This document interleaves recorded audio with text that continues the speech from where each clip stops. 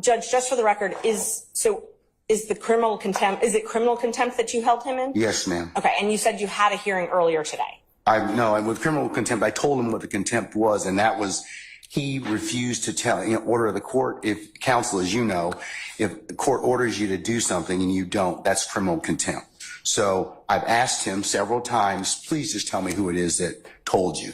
I didn't ask or inquire about anything that was said. I just want to know who it was. Okay. Because he's got too much detail of this particular alleged conversation for the court to be concerned about it. So. And Judge, since it is a criminal contempt, he is entitled to due process. He's entitled to a hearing, entitled to an actual show cause, entitled to the allegations actually written, entitled to a witness list. We're entitled to present our own witness list. And notice of that. Criminal contempt is different. It is on the spot. So he's gotten the due process he's going to get. That's on the spot. I told him. Plus, he's had all day to tell me who it is that is it. So a little different, Ms. Merchant. I'm going to disagree with you, but well, and okay. Judge, just for the record, it's that's direct. So what you're holding him in is in direct criminal contempt. Yes. The issue with the direct criminal contempt is whether or not to actually hold a hearing now, whether or not it needs to be held immediately. And the problem is, if you hold him in direct criminal contempt, as you're saying that you did, you are a witness to that proceeding. And so it has to be referred to another judge. Doesn't require recusal. You actually have to sua sponte send it to another judge because you're a witness to the proceeding. Show me the case law that says that, Ms. Yes, Merchant. it is Henry McClarty. It's 152 Georgia App 399. And it says that is one of the cases. Also, two other cases, Henry Adams, 215 Georgia App 372. Well, 1 second. Give me the name of the first case again. Henry what? Do you want just the number, Judge? Yeah, I would. Thank you. 215. 215. Georgia App. Georgia App. 372. Okay. Also 215. Georgia App. 349. Okay. That's Adams and Hasty. You have anything a little more current than 1994? Hasty is 94. Unfortunately, contempt of attorneys is not a common proceeding, so most of the cases are a little bit older. And Judge, I'm not the only one here.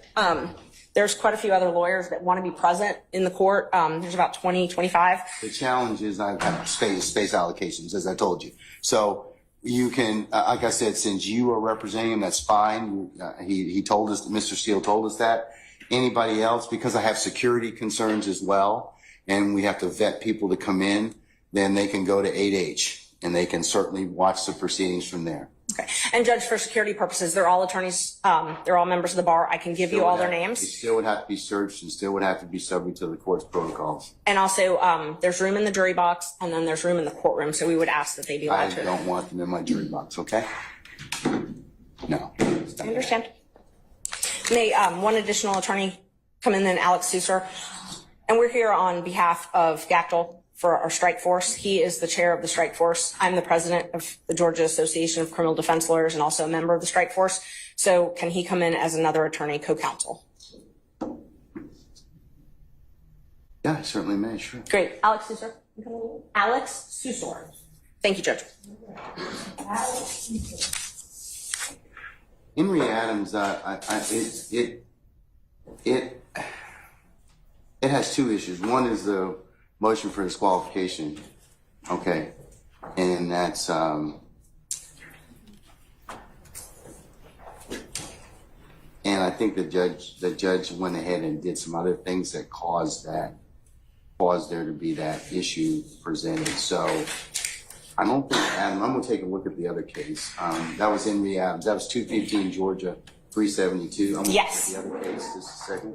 And there's several others when you're ready.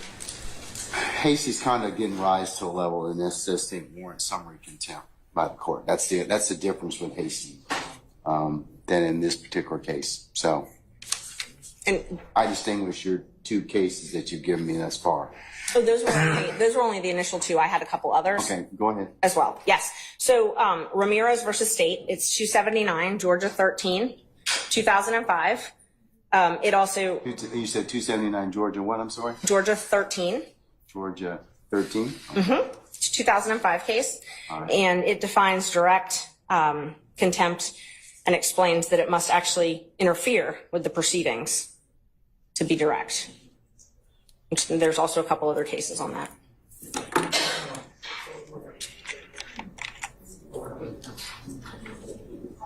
See, but you all are covering under, let me see.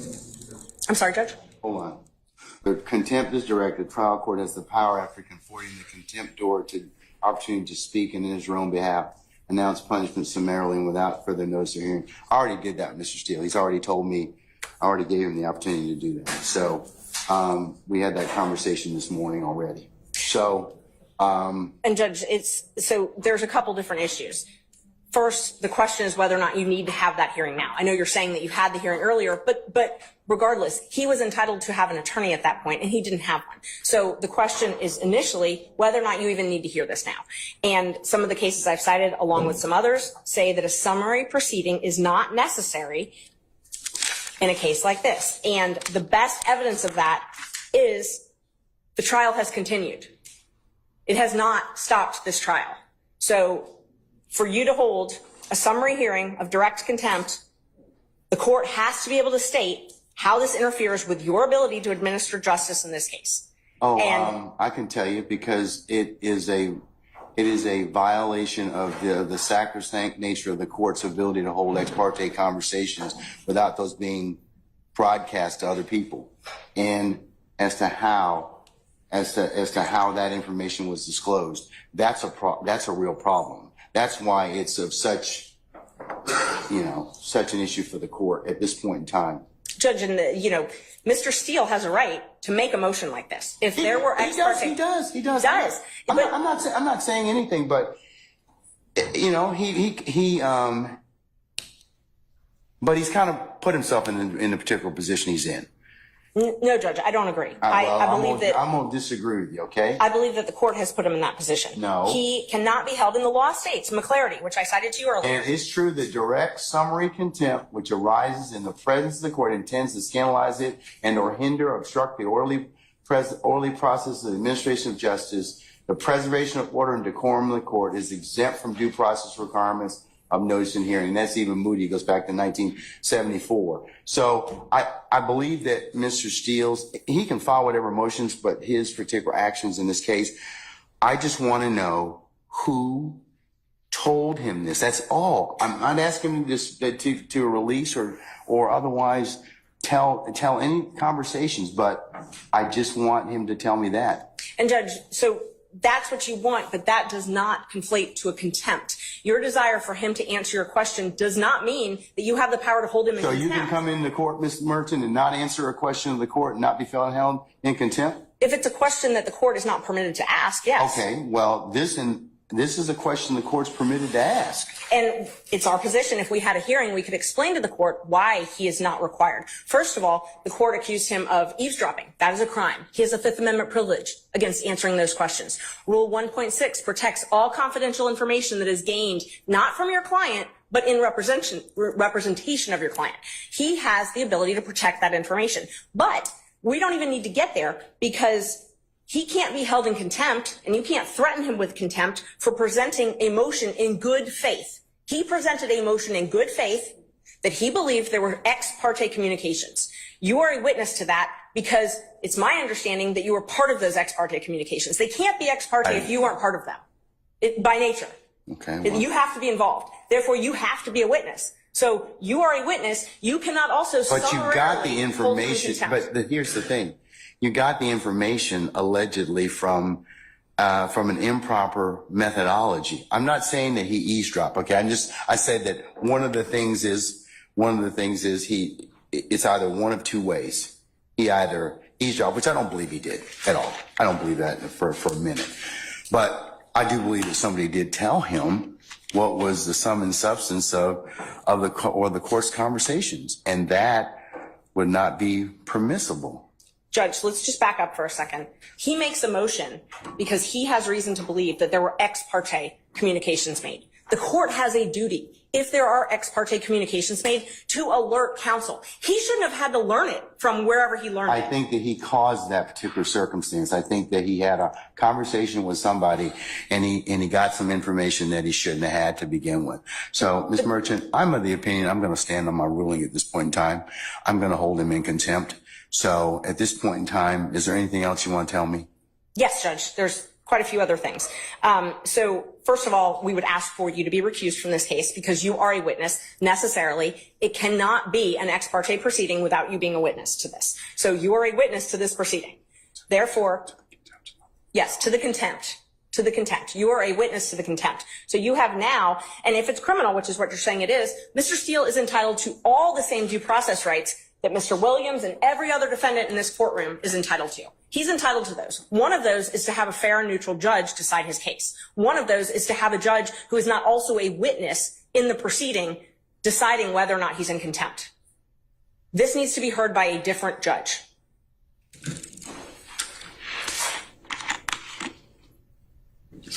And he has the right to subpoena witnesses. He has the right to an attorney. He has the right to due process, notice, a show cause hearing, notice of the alleged violation, whatever rule it is that that the court believes, and a hearing where he can call you as a witness. You can testify. You are necessarily a witness. You can't, for it to be ex parte, you have to be a witness. It can't be both ways.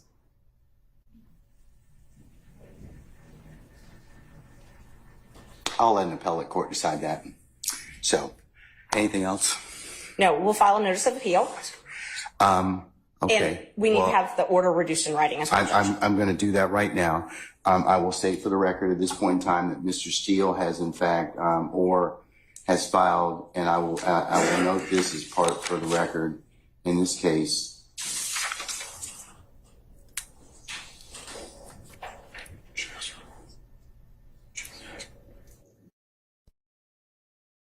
He's filed a motion to set aside the contempt. He's filed a motion for a supersedis bond, and he's filed a notice of appeal, all of which I will include as the next court's exhibit in order. But I'm reducing the contempt to writing. And I mentioned earlier, he can purge himself of the contempt just by telling me who it was, and he can do that this evening. He can do it right now. He can do it at any point in time. If not, I'll revisit the circumstance on Friday. And Judge, we would ask that you grant the bond. At this point, grant him a bond on that issue. You don't get a supersedis bond on a criminal contempt, though. You can grant him a bond. No, you don't get one on that one. The civil is the one that you can hold him until he complies with the order. And I'm sorry, I think in just the case law on that is in Recuse. Hold on. The supersedis bond requirement does not apply in the contempt in the presence of the court during the progress of a proceeding, OCGA 5-6-13 Bravo. So you don't get a supersedis on that, on a criminal contempt, respectfully. So Judge, just to clarify, it's your ruling that this is a criminal contempt that Mr. Steele has committed, not a civil indirect contempt. That's correct. The judge, that's the reason I'm asking is because the Recuse case, which is a 2009 Court of Appeals case, 268, Georgia Appeals 66, lays out the distinction, as does the Ramirez case. There's a case that in fact I'll do you one better, sir. In fact, there is a recent pronouncement out of our appellate courts. Well, Judge, I think I'm addressing a slightly different point of law. It is. Hold on, sir. 1 second.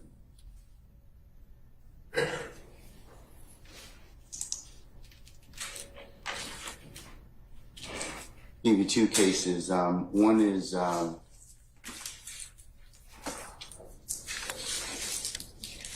it's Untema. It's UNTEMA versus Smith, and that's 371 Georgia Appeals 19.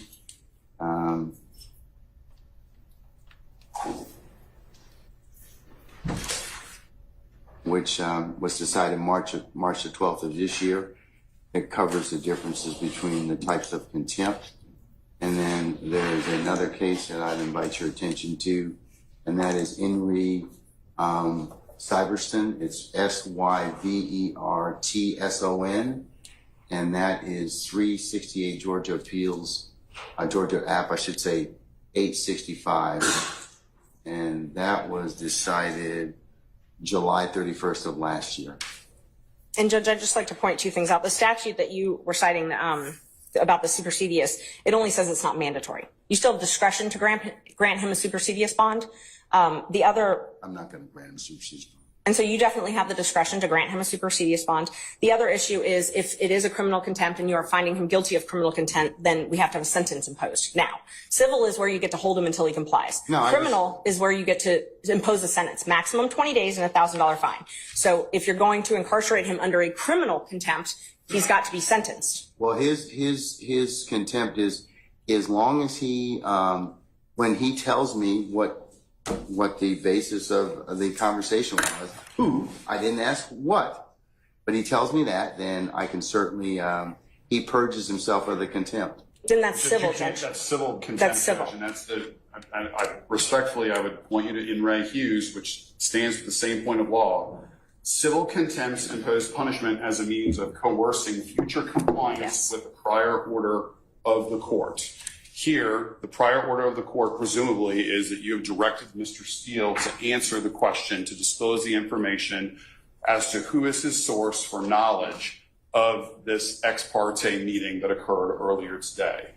Criminal contempt imposes unconditional punishment to punish the act which has occurred in the past and cannot be purged. It is not capable of being purged, in which case what Ms. Merchant said applies, which is that there is a 20-day maximum sentence and a $1,000 fine.